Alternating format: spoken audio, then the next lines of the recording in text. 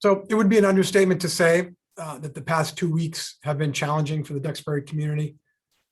The two issues that we have been dealing with, first, the use of anti-Semitic language by our football team, and the second, the allegations made against one of our teachers, has rocked the very foundation of our district culture. We know that members of our school community and members of the greater community are hurt and upset.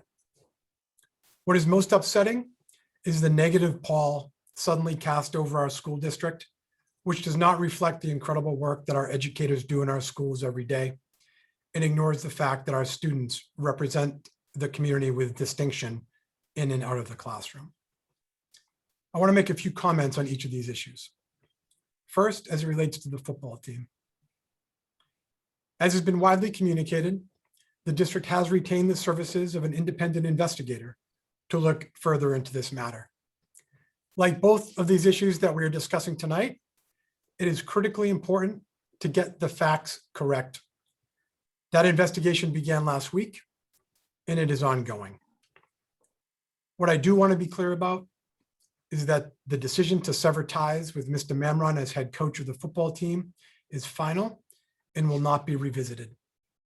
When that decision was made, it was made with ample information that led me to the conclusion that a change in leadership was needed for the Duxbury football program. To address the argument made by some members of our community that the language used was not anti-Semitic, I defer to the Anti-Defamation League, the Attorney General's Office of Civil Rights, and most importantly, members of the Jewish community in town and all throughout the country who would disagree with that assessment. We need to move forward from this conversation. In addition, I want to talk about members of our community who have really risen to the occasion in the past 2 weeks, and that is our student athletes who are members of the football team. Since the events of March 12th, the football team has shown initiative and has demonstrated significant growth in their understanding of the impact of words and actions on and off the field. Last Wednesday, the players attended a presentation by a third-generation Holocaust survivor whose grandfather and uncles survived Auschwitz as young adults during World War II. The presentation was powerful, and our student athletes walked away with a greater understanding of how the Holocaust was not just a historical event, but a lived experience for many in our community. On their own, the football captains and several other players accepted an invitation by Senator Barry Feingold to meet and learn about the Holocaust from his perspective as a former football player and member of the Jewish community who was impacted by these recent events. Additionally, the captains have met with Rabbi Howard Cohen and are exploring scheduling a meeting between the rabbi and the entire team. Our players are demonstrating a genuine understanding of the gravity of what has occurred and are committed to doing the work they need to do as a team. Senator Feingold, in his presentation to our students on March 27th, shared that there is a term in Judaism known as teshuvah, which means return or repentance. As an educational institution, we feel that we can use this experience for our players to learn and grow. And we believe that allowing our students to return to the football field is a crucial step in this learning journey. At this time, the football games against Marshfield for this week remain on the schedule. I sincerely hope we can move forward and move forward stronger than before. In the coming weeks and months, we are going to need to identify who we are and what we believe in as a school district and community. People in education are at the heart of everything that we do in public schools. Mistakes will happen, and when possible, we have the opportunity to turn mistakes into important learning moments. Sometimes situations will arise that are uncomfortable at first, but eventually allow us to make important adjustments resulting in growth as an organization. We recognize that right now, we have the opportunity to make substantive and long-lasting change around issues of diversity, equity, inclusion, and religious and racial sensitivity in our schools and community. We welcome the feedback of parents and community as we transition through this process. I now want to comment on the allegations made against Mr. Blake in the recent civil court filing. First, I hope it goes without saying that we are deeply disturbed by these allegations. The idea that a member of our staff would have hurt a student is an educator's worst nightmare. I would also add that I am a parent too, and I know Parker's death is heartbreaking for the Foley family. At the same time, I need to reiterate that the district took all appropriate steps to investigate this matter and obtain relevant facts, and then took proper legal action in this case. The lawsuit's inference that I or my administration had knowledge of the abuse and did not take action is patently untrue. But some context is important. First, you may recall that in our statements last week that we did in fact receive an anonymous letter and phone call in 2018, which made allegations of abuse against Mr. Blake. That letter also went to the Duxbury Police Department and the Plymouth County District Attorney's Office. Other than the gender of the alleged victim, it had no other identifying information, not an age of the victim, not a year that it may have occurred, no specific details whatsoever of the alleged abuse.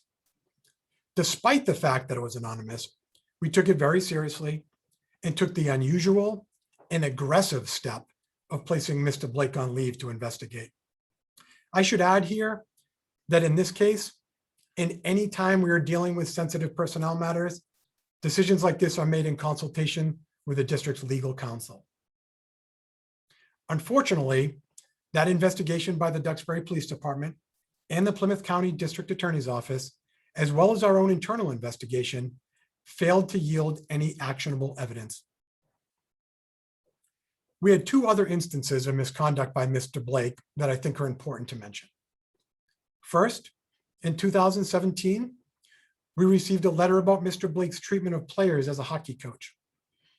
It was more of a complaint about his coaching style. We reviewed that matter internally and found it not to be a credible complaint. In 2019, we received a complaint from a student who made the claim that Mr. Blake had made the student feel uncomfortable in gym class and that he was creepy. Again, we took it extremely seriously, as we would anytime a student makes such a complaint, and launched an internal investigation, as well as reported it to the Duxbury Police Department. The internal investigation yielded no actionable evidence of misconduct, and the Duxbury Police Department found no evidence of criminal misconduct. However, since we had received the 2018 anonymous letter, we decided to hire an independent investigator to look further into the claims.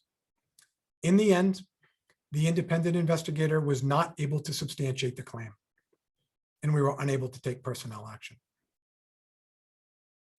Last week, I made the statement to the media that we have been on high alert for a few years, and I want to provide some context for that comment. Once we received the anonymous letter and phone call in 2018, we were understandably on high alert based on the seriousness of the allegations. That being said, we were unable to take legal or personnel action since multiple investigations conducted by the Duxbury Public Schools, the Duxbury Police Department, and the Plymouth County District Attorney's Office failed to yield any actionable evidence. The safety of our students is paramount, but one is not able to simply fire someone with statutory and contractual job protections based on unsubstantiated allegations. In November 2020, an attorney representing the Foley family contacted the Plymouth County District Attorney and alleged that their son, who had recently passed away, had been sexually abused by Mr. Blake when he was in middle school in 2006. They also identified themselves as the anonymous letter writer and caller from 2018. We immediately placed Mr. Blake on administrative leave and again collaborated with all relevant agencies, including the Duxbury Police Department, the Plymouth County District Attorney's Office, the Department of Children and Families, and the Department of Elementary and Secondary Education. At the conclusion of this most recent investigation, The district attorney did not proceed with criminal charges against Mr. Blake. Once we learned of the DA's decision, the Duxbury Public Schools chose to hire its own independent investigator. At the end of an exhaustive independent investigation, our investigator, like the police and district attorney, was not able to find direct evidence of sexual abuse, but did conclude that Mr. Blake violated district policy. With those findings in hand, we immediately began termination proceedings with Mr. Blake. I can also report that Mr. Blake's employment with the district terminated on April 1st, 2021. The Duxbury Police Department has received over a dozen anonymous tips in relation to this case and has followed up on every one of them.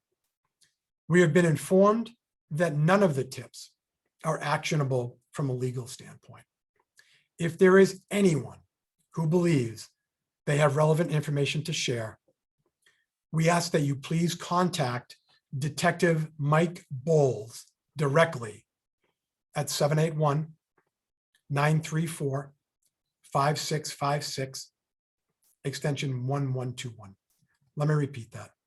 If there is anyone who believes they have relevant information to share, we ask that you please contact Detective Mike Bowles directly at 781-934-5656, extension 1121.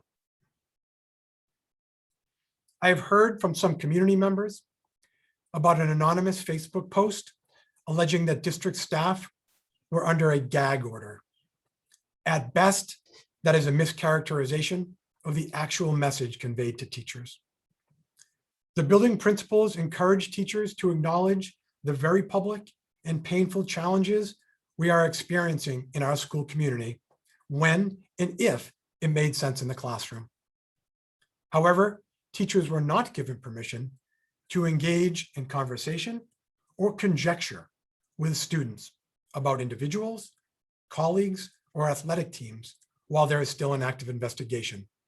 Doing so would be a violation of privacy laws. Finally, anytime there are crises like this in communities, there is always a call for more information to be released. I want to be clear about this. The information and statements that the Duxbury Public Schools has released about both issues are the information and statements that we can release.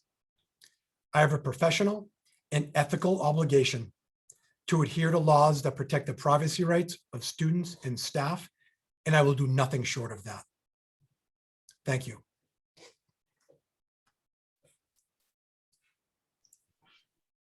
Thank you, John.